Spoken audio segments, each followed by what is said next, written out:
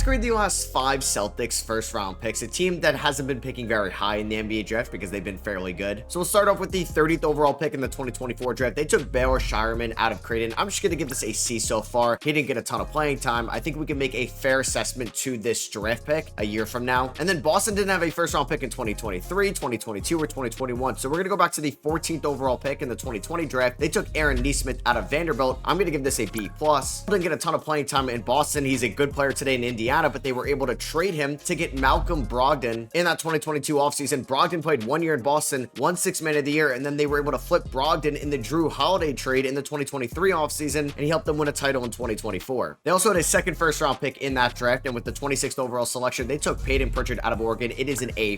Peyton Pritchard is one of the best bench players in the NBA. He just won Sixth Man of the Year this season, and is arguably on one of the best contracts in the NBA as well. And then the last 2 picks they made were both in the 2019 draft. The first one we'll talk about was the last pick of the lottery, 14th overall out of Indiana, Romeo Langford. I'm giving this a D. Langford did not pan out in the NBA, and the only reason why it's not an F is because they were able to use him in the Derek White trade at the 2022 trade deadline. And then 8 picks later, they took Grant Williams out of Tennessee. I'm giving this a B-. Grant spent 4 solid years in Boston for somebody that went late in the first round, and you can't forget how good he was in Game 7 of Round 2 against the Bucks in those 2022 playoffs, where he had 27 points to seal the deal. Let me know what team I should do this with next.